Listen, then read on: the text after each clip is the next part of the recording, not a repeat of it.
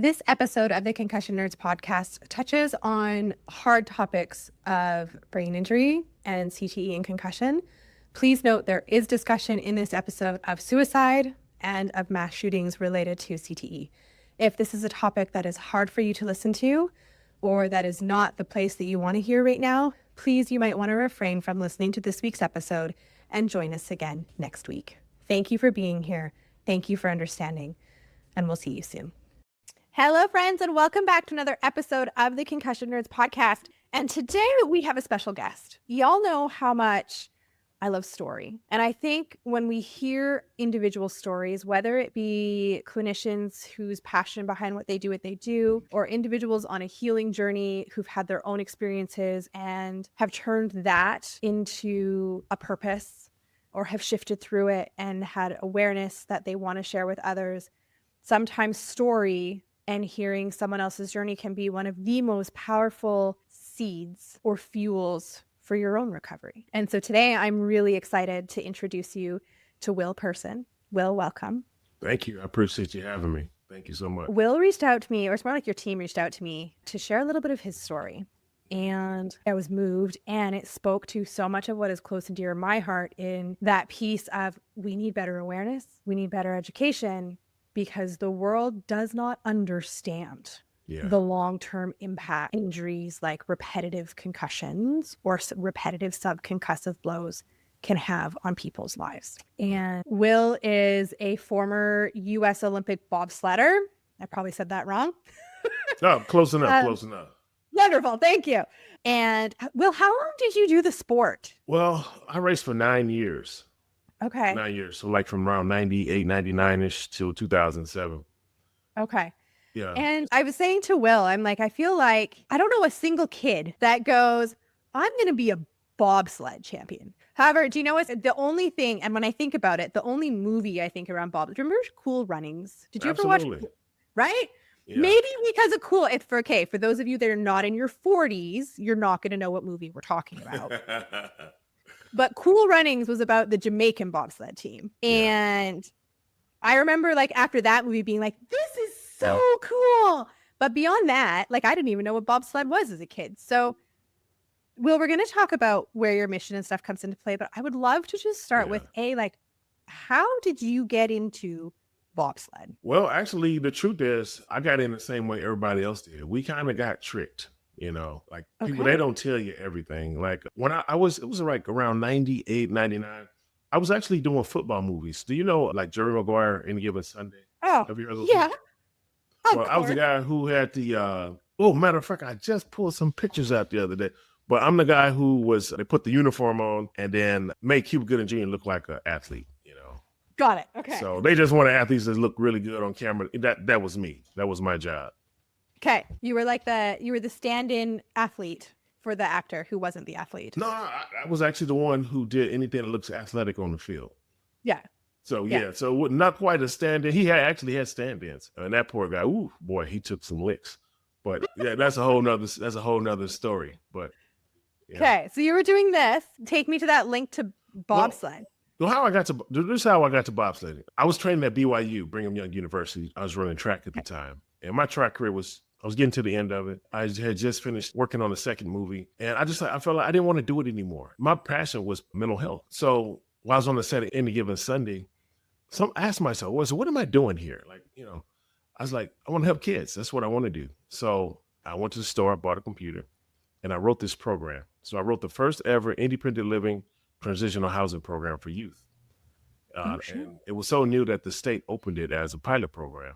Yeah, it was something they really needed. Instead of sending somebody to a foster family, we taught them how to live on their own. They had an apartment complex. Yeah. So that's kind of what I was doing. And just another little background before we get there. I had a really big background in mental health. When I left college, the first job that I worked at was the first mental health facility west of the Mississippi River, right? And so everybody flocked to this place just to get help. And so I got to see all the extreme disorders like the, bipolar, schizophrenic, criminally insane will come through for court sometime. We had those guys. Mm-hmm. And there was still people walking around who had lobotomies. Like they were still walking around back then. Mm-hmm. It was like the early 90s. So background. So mental health is my background. Just this, it'll come into play later. Knowing this piece that I didn't know before. understand today's mission so much more for you. But Yeah. yeah. Well, I didn't until recently, but yeah. Well, yeah. So anyway, so I'm training at BYU. I'm the fastest American in the state. And so NBC calls. They're having a live tryout and they wanted me to come. And I didn't want to do it because I saw there was this thing that was on TV when I was a kid called The Wide World of Sports. And they showed this guy on, it was called the agony of defeat. Like this skier he wiped out and he broke like every bone in his body. Then you see this bobsled crash come down. I never wanted to do bobsledding. Like didn't cross my mind. But this tryout, I was thinking, okay, this is my last year of probably track and field. Maybe I'll get a sponsor because NBC's covering this tryout. So the short story is I went to this tryout. I set a new record on the tryout. This guy offered me a crap load of money to race on his team, which was a lie. He didn't have the money, but I accepted. And so by the time I realized that he really wasn't who he said he was, one of the bigger teams in the country picked me up, and then I won a medal. The first workout was on that Wednesday. By that next Friday, I won a medal. I think it was America's Cup race. Yeah, President America's Cup race or something like that. And NBC ran the story. I was just doing, it was different for me. It wasn't the same old track and field, and so I just wrote with it. It was fun. And I always wanted to represent my country in the Olympics and World Championship. And it gave me that platform. And it was a quick transition. Like it was literally a weekend and 1 week and you're already moving up quick. So that's kind of how I got. But yeah, really the guy offered me a lot of money. Had he not, I probably would have never done it. That was the truth. Right. So yeah. And so when I think of bobsled, I think of like skeleton, which is like the singular person. Yeah. And then how many people ride in a sled? Oh, there's a 2-man and a 4-man sled. Okay. Yeah. And then, so did you do both of those ones or were you more one in particular? Just out of curiosity. Well, I did both. I did both of them. Okay. Yeah. And so let's just talk about the sport of bobsled for a second, because I mean, I feel like everyone listening can probably picture it, but let's talk about like the actual logistics of you're sitting in this thing, freaking flying down an ice track at insane speeds. Like when we think of concussion, like how many G's of force do you know? I haven't done any research on this. Like, are you whipping down that thing at? Well, when I was racing, they told us it was 5 max. Okay. But I found out later, there was an article that came out that actually helped diagnose me called Sledhead, written by the New York Times. And in that article, it actually states, I think it was the track in Calgary, it had spikes of 84.5 G forces. 84.5. I'm sorry. What? Yeah, that's what I said too. Because like we have, fighter pilots are the only people that pull the same G forces like us. Because, when we're going this way, then they do the bank turns. Yeah. And so one time they came out and we took them down the track. And I remember this day because I did 6 rides that day. And I thought it was pretty unique because these guys go get to experience what we experienced. And I thought they would take a nap in the sled. But when they got out the sled, they were kind of rattled. And I was like, what? That does not make sense. We only pulling 5. You guys are pulling 20, and you guys are the best in the world at doing this. Like, how could you be rattled? However, an article just came out last December. Okay. And the fighter pilots have the exact same symptoms as the bobsledders, which let me know it's not just the concussions for us, it's those G forces. Well, it's that, like the G force, you think about like how much you're moving around in there, the thing too, when we look at the research with concussion and cognitive decline later, potentially, it's not just the number of actual diagnosed concussions. Yes. But also the cumulative effect of the multiple subconcussive blows the head experiences as well. And when you think, if you're fucking going down that track at that many G's for you for 7 years, 7 or 9 years, 9 years on repeat over holy shiza. Yeah. And I'm going to guess, because you said this was in the early 90s you raced, right? No, to the late 90s, early 2007. 2007 was my last race, Okay. So even I know, in that window of time, we didn't talk about concussions. No. We didn't talk about brain health. You didn't treat it either. And I was saying, for my story, just a little bit of background, and I'm going to keep it 2-second story. It was my dad who had a brain injury in 2000. Yeah. And I remember saying, then, there was rehab didn't exist. Yeah. It wasn't a thing. And so for you, at what point did you start noticing challenges in your life? Well, there were some red flags in the first few years, but I didn't recognize them. I really actually rationalized them. Like, for example, we travel so much. I got to the point where I would, in the middle of the night, I didn't know where I was at. So I'd jump up and turn the lights on real quick. Like, I'm really like concerned. Mm. And I always look around the room. Then it calms me down pretty quick and I'll figure out where I'm at. I'm in Europe or I'm in Canada or I'm at the Olympic Training Center. I'll see them on brick walls. They have those white cinder walls.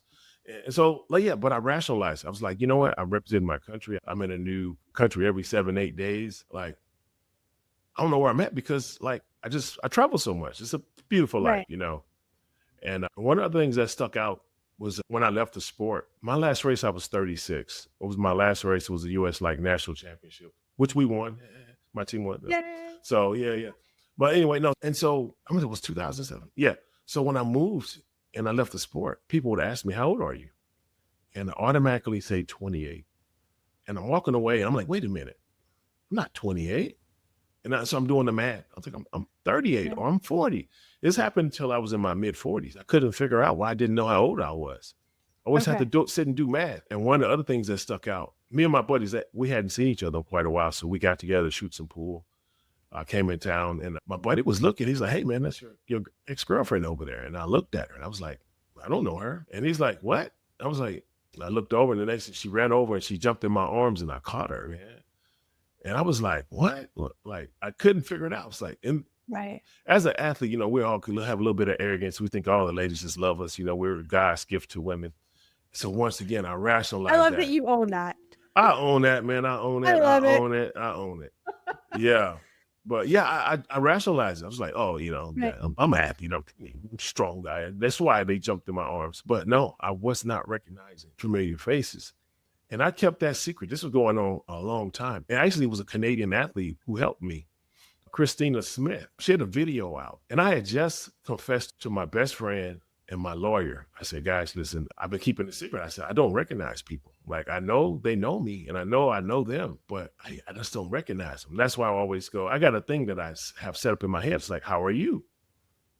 It's always you. How are you? I never say names because You don't remember them. I just, yeah. And you get to the point where you start to isolate because now you don't want to offend people. You don't want to be around people. Like, it's just, it gets a little bit, it's not just embarrassing, but it's like, well, I guess embarrassing, but I guess that's the best word for it. Can I ask you a question? Yeah. What made you, because I know you're not alone in this, right? And I know Mhm. so many people can like be like, oh, like I hear you, I feel that I'm going through this right now. Yeah. What was the fear in sharing with people, even people that were close with you in that beginning, that you were struggling? Why do you Well, think you went back? because this thing is like, it's hard to explain to people what you're dealing with. One of my teammates committed suicide and there was a memorial phone call. And I didn't get on that phone call because I felt responsible for his death. Like I felt like I played a part in it because he called me. He wanted to be a writer, right? Here I am in LA. I'm a writer, so I'm helping him. And he's calling me with these ideas that are just so creative and just. I'm like, wow, you can do something good with them. I'm teaching him how to. At that time, I had a TV show floating around with the producer of the Ninja Turtle franchise, so everybody knew I had a pretty good deep contacts over here. And Yeah. so, but now I'm just really connecting the dots. This was prior to COVID, and so Okay. let's go back. So when he was calling me, I'm realizing like that wasn't creative writing. His mind was slipping already. Mm. His mind was slipping. Those weren't creative ideas. And yeah, because it was all over the place. But Right. yeah, but I don't know. It wasn't. His mind had slipped because the next time he called me, he was speaking gibberish. And I just kept telling myself, listen, I got to help him. I have to help him. I have to help him. And I told myself that every day. I don't know how much time went by. But eventually I got a call that he went to his family's factory. And because like when he called me, he was speaking that gibberish. Like, so, Right. but so when he to his family's factory, he hung himself. Then that's when I felt responsible because I'm like, I didn't do anything to help this guy. Like I knew something was wrong. And I carried that weight on my shoulders for, I think it was probably about a year and a half. Because then Okay. his autopsy came out and he was in stage 4 of CTE. And that gave me a little bit more peace because I knew there was nothing I could have done that was going to help him at that point. And Mhm. then also what I had to realize was I was living on the floor of my own place at the time. Like I couldn't help him because I needed help. I've been seeing these doctors for years. I thought it was diabetes because I had these random days where I was cloudy. You were saying, so when you're saying you're Yeah. seeing these doctors for years, is that like because of the rate, like what you did, you had these like regular checkups with the team. Like, what is No, that? no. I had these random days where I was cloudy, right? Okay. I couldn't get up out of the bed. And so what I learned to do, I started to drink two things I've never drank before. Black coffee. So at Okay. night, I put a thermos of black coffee on a nightstand or a bottle of Coca-Cola, things like that. Something with caffeine that'll give me that Caffeine. boost. Yeah, if I didn't drink it, I wouldn't get out of bed till 3 o'clock the next day. And Okay. so, but these random days of cloudiness slowly turned into random days of clarity. And don't even know when the switch happened. It was slow, gradual. And by the time it kicked in, like I was lost. Like I didn't get lost in my own neighborhood, and I lived on a square block. It was just crazy. And then I knew I was in trouble. I still thought it was diabetes. Okay. Yeah. And so in all this, like obviously you're saying, you've been seeing physicians and you're getting like yearly check-ins and like, are you sharing at these appointments the cloudiness yet or no? Yeah. Yeah. I'm telling you, I got diabetes, doc. Give me the Right. test. Every year I was waiting to And get the no one insulin. and no one ever like went back in your history and were like, oh, you raced bobsled for 9 years and maybe you had previous head injuries? No. And then even after the article Sledhead came out, this article Sledhead it talked about my teammates who committed suicide. Yeah. It talks about all the different ailments that the athletes have from dementia type stuff all the way up to Parkinson's. There's a few Parkinson's. And yeah. So that article is what kind of helped me. Actually, what helped me. And so from there, I know so we had this little conversation a bit earlier too, but Mhm. so at this point, you find the article, you recognize like, shit, like I need help. Actually, I And don't. oh, Yeah, that's the thing. My girlfriend we had a place, like during COVID, I found a little place out in the middle of nowhere, okay. and back in St. Louis. And I went and got that place because I was getting lost in my own neighborhood and I was cloudy and I'm laying on the floor of my own. I'm like, what am I doing here? I need to get closer to family. And so when I was outside, like it looked like the ground was doing this in front of me all the time. Uh-huh. It was like that. So I found this place. It has a little lake in the back. I was like, okay, I can't get lost here. I got 3 acres. I'm safe, And Right. so, but I had a girlfriend who was still in California. So I was here with her. And like she has a big family. And it's like 3 or 4 girls. And the mom, they always on the phone talking. And it was driving me crazy. It was so loud. It was killing me. And I said, we probably have to break up. I'm going back, get some peace. And we're going to have to figure this out. So I went back to the lake house. I'm sitting there. The article Sledhead shows up. I read it. I promise you, I got on my knees and I thank God all the symptoms missed me. And then when I sent the article to my girlfriend, she circled some stuff. Incredible. Yeah. I read something once. It was Boy. you kind of like, you just absolutely just reminded me of it. We always have this question of like, why didn't you reach out for help? Like, Yeah. why? And there was this quote once that I read. It was from a Paralympian. I can't remember which one now, but she said, the last person you can expect to recognize that they're concussed is the person that's concussed. Yes. Right. And Yeah. like, so when she circled those things for you and was like, actually, Will. The first thing she circled that I saw was noise sensitivity. The reason why I had left in the first place. Yeah. Yeah. Then I had to judge myself. I'm looking at myself like, what kind of person am I to have a person be quiet in their own house? Like yeah. So I was like, oh my God, like, who am I? What have I become? Like, Yeah. And then I went on that search trying to figure this out. So that search is this catch-22 in the world right now of concussion, that before you could search and find nothing. Yes. And now I feel like it's a little bit of the opposite, but you still feel just as lost. Because before you search and there's nothing and you're like, what the fuck do I do? Yeah. And today you search and there's a gazillion fucking different things that come up. So then you're still like analysis paralysis, like, what the fuck do I do? Yeah. So I know you found your way to HBOT and that's been a huge tool for you. Question before we kind of go into that, because I want people to hear your experience with it. Yeah. Have you tried, we were saying before, so like I'm a physical therapist and I do this integrative multi-systems therapy where I look at your autonomic nervous system, your visual system, your vestibular system, your somatosensory system, your neck, and make sure, what's working really well in these systems, what's not working well, how are they integrating properly so that you know where you are in the world and you can function in all these pieces.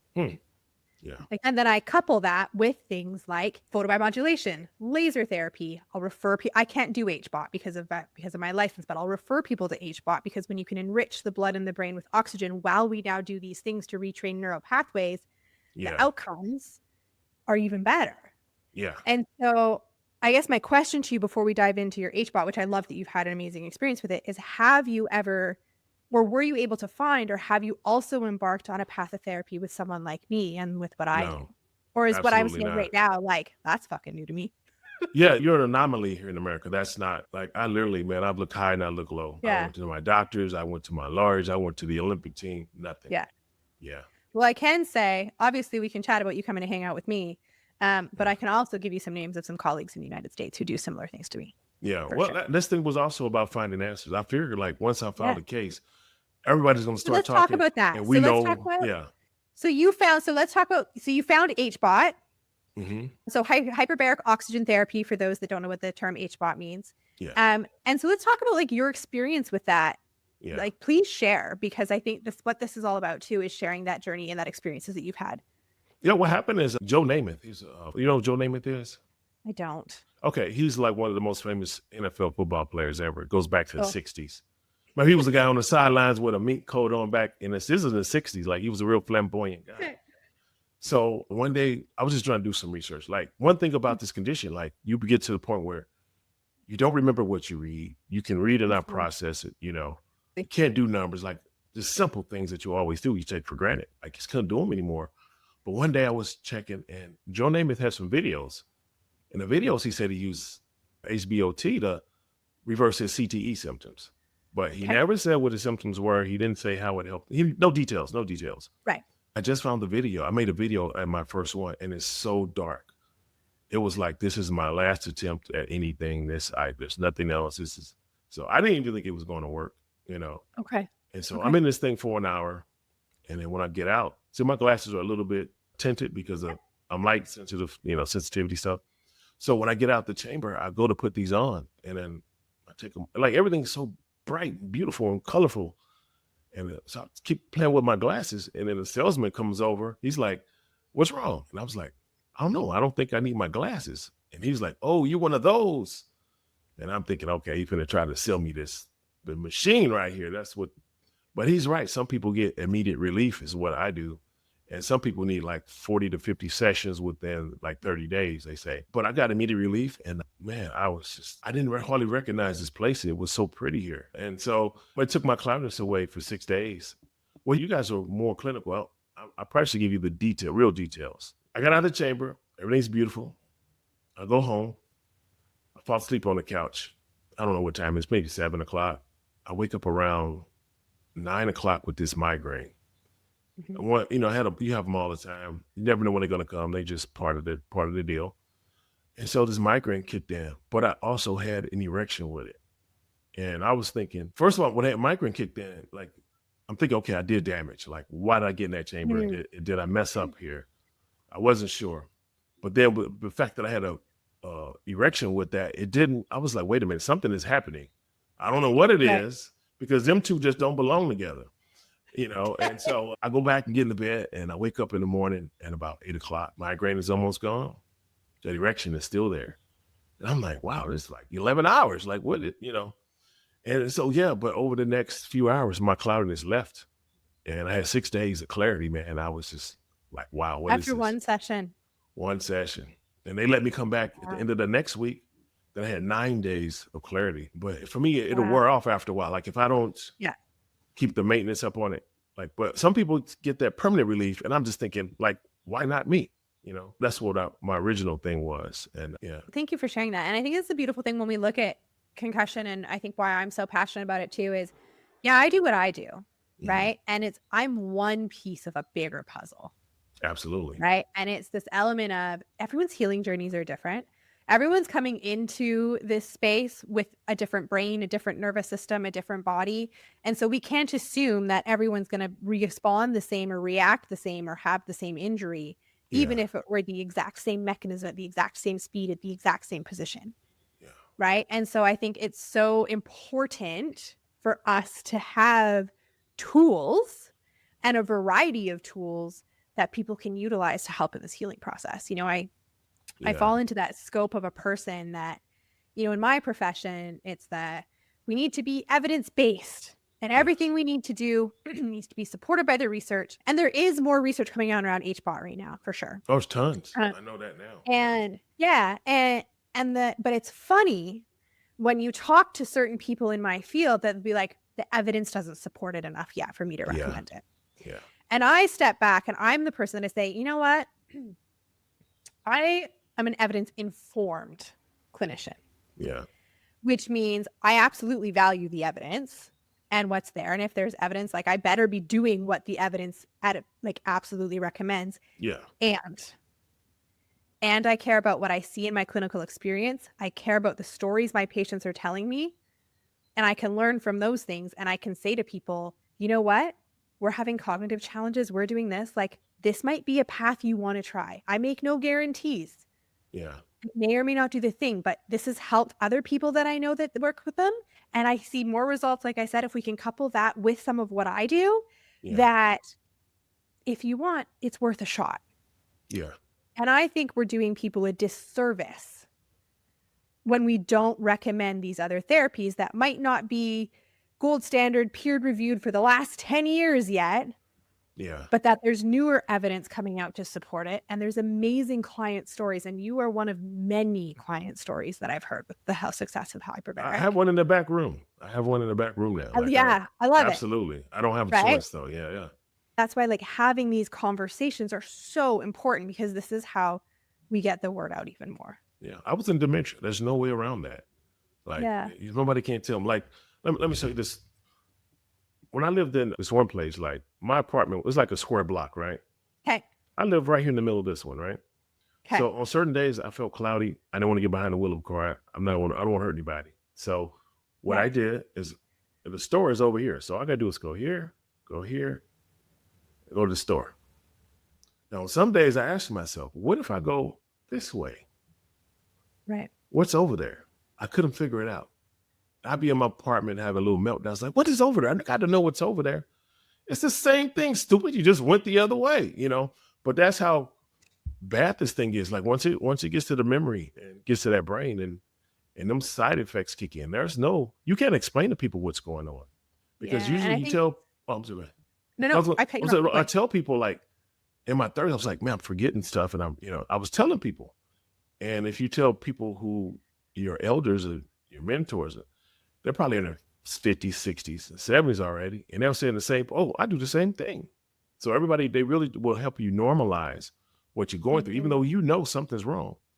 And so nobody's listening to you. And then you feel unheard. And that's why if you look at all the last, like I looked at the last probably 10 NFL suicides or CTE suicides. And those people, if they were married, they were now living away from their spouse. Or they were living isolated in the bedroom and they want to come out. It's the same thing. They're acting out of character, Yeah. And so, That tricky part, I think, is if you are a loved one or a spouse and you can identify the changes in somebody. Yeah. And you can bring them to someone's attention. You can't force that person to acknowledge it. And you can't force that person to get treatment. And so it turns into this really vicious fucking cycle. Yeah. And it's like, how do we do that? Like, I'm the big proponent of like, there's like a giant bug crawling on my window and it just completely distracts me. I am of that proponent that it's like, we should be doing, like, you went and got blood work every year. Like, why aren't we going and getting brain checkups every year? Yeah. And because we know that like we can catch with certain eye movements are predictors of like neurological disease way before it becomes an issue. We know with Parkinson's, you start to lose your sense of smell years before you get into the other symptoms. I never heard that before. Yeah. And so like now it's like, when we have this information, why aren't we fucking using it to be a proactive society in our health and our brain health? Well, right? It's like, it just, like even now when I, filed the case and first thing Olympic team did was like, we don't know why we're here. What head injuries are you talking about? You know? Yeah. And so you have this bigger purpose now that you're trying to do. Yeah. And so can you share, like, what is it that you are now trying to create? Well, what happened is my last 3 hearings and sessions in court this year, my law team decided to team up with the defense. And so right now it's me versus all these high paid lawyers. and they want to push an offer through right now. And the offer is they only want to evaluate the athletes, no treatment. And I asked the judge, I said, would you take your child to a doctor who's not going to treat them? Like, what's the point of that? My bigger thing is like, I want to open up a CTE wellness center. And this really started, it was a Canadian that helped me come up with the concept because like I had this chamber and now it's helping. And she was like, we can't get these up here. Like, I was like, what? She's like, yeah, it's hard to get them up here in Canada. And I said, you know what? I got a place here. I'll just bring them here and you guys can come down, you know? And so that's how it started.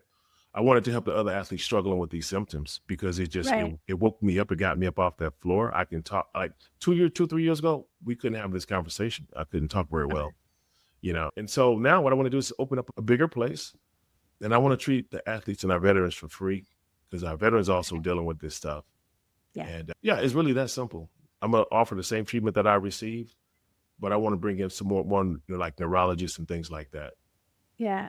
Yeah. So you are ultimately trying to work to create this. This going to be like a nonprofit center, I'm guessing. Absolutely. Yeah. And so right now, do you have a nonprofit established at this point, or we're just trying to get the funds to get going, and then you'll create the nonprofit? Well, when I was on Team USA, I had one, and I let Okay. it kind of expire. I stopped using it. I was cloudy for so many years. I didn't use it. So it's actually being revamped now, but we also have a crowdfunding that's up. Yeah, but soon the 501c3 will be ready, and we'll be able to take bigger donations. But the goal love is that to you're treat like, for free. We have to do it for free, though. yeah. Yeah. You know, we have that shared mission in the sense that I don't have one yet. So I have a dream of having a nonprofit that could create scholarships and bursaries Oh, for nice. people who are on a healing journey to different types of clinics and services around Canada and the United States, because there are so many people that can't afford to get the rehab that they need and the support that they need. Yeah. And so I love your mission. And I think that's why, like, when you guys reached out and you were like, this is what we're trying to do, I'd be like, absolutely, let's chat and let's share your story and let's Yeah. help spread the word. So for those that are listening, if this speaks to you, there is a link below in the show notes for Will's crowdfunding campaign. Yeah. And again, it's to create that hyper starting for sure, like that starting is the hyperbaric center. Yeah, there's other things they have too. You know, there's like the red light stuff. I want to implement everything and I'm gonna be picking your brain too. Like, you know, whatever's gonna help is what we want to do.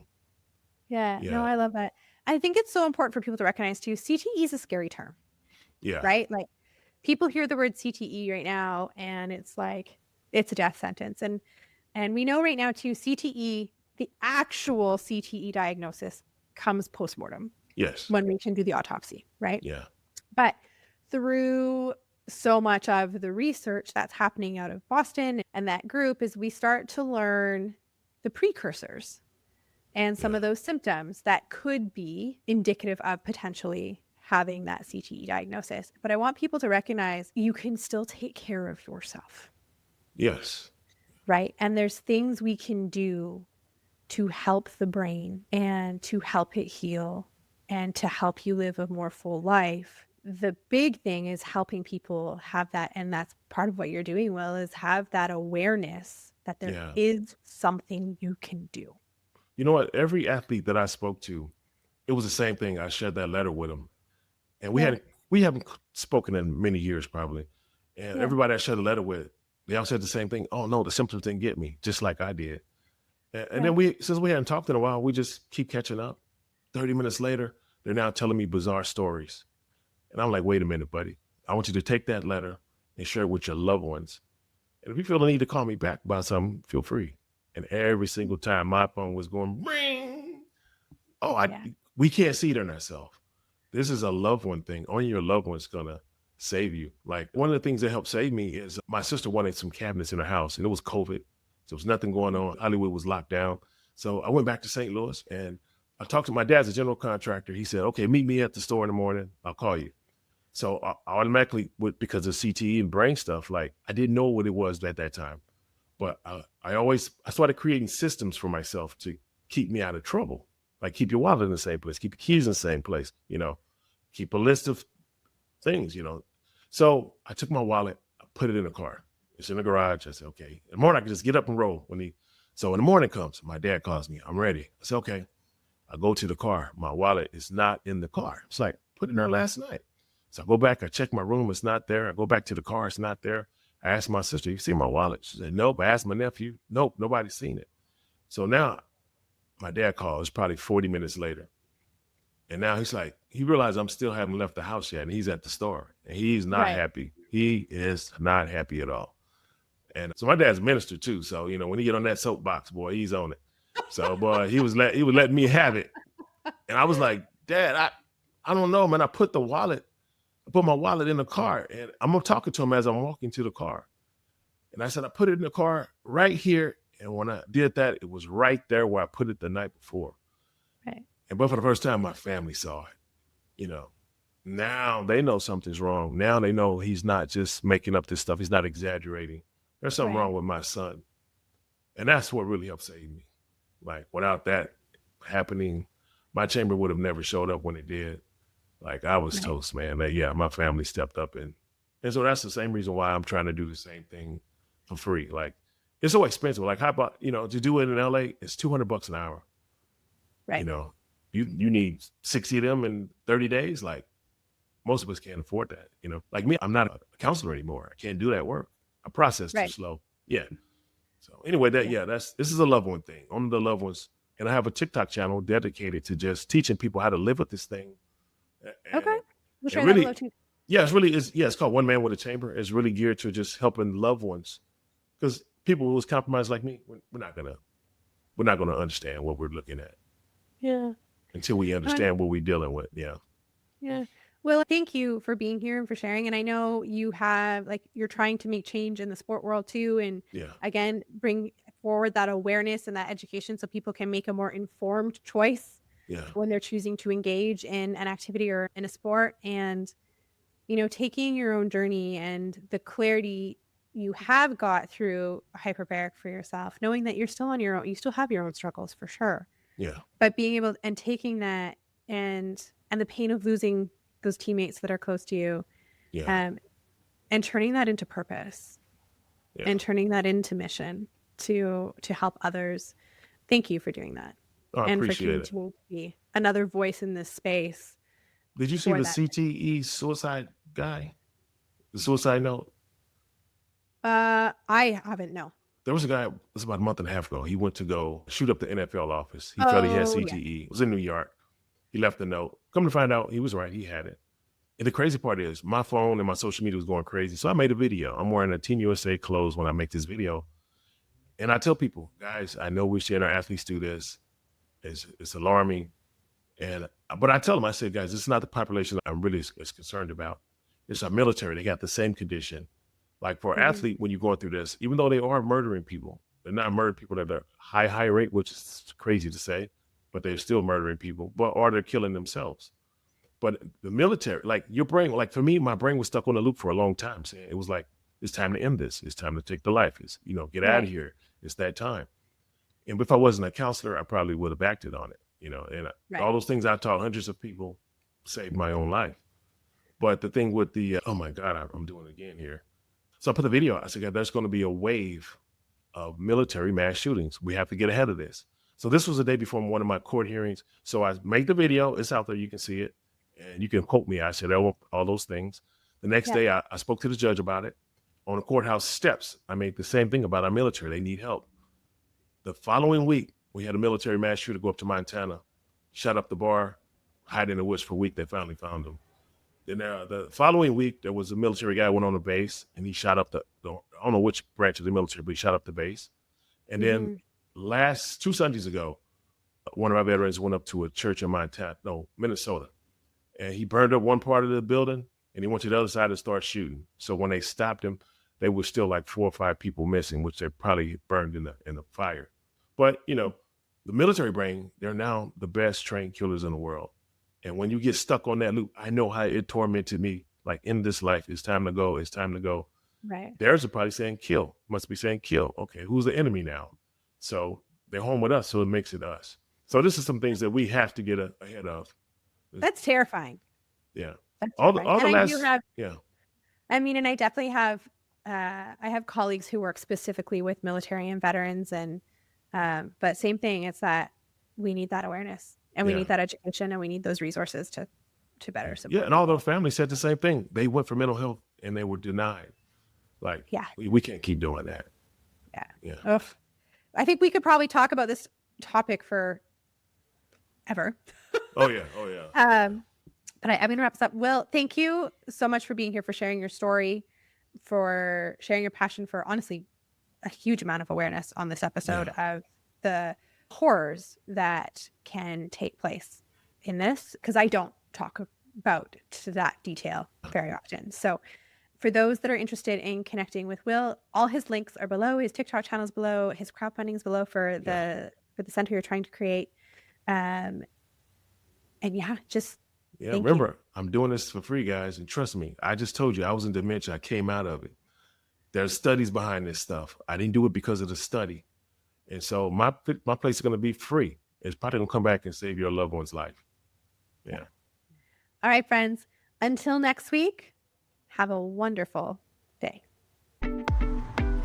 That's today's episode. Thank you so much for tuning in. If you liked what you heard, give us a like, give us a share, give us a tag on Instagram, and please never hesitate to reach out. We love communicating and connecting with you. Until next week, my friends, have a marvelous day.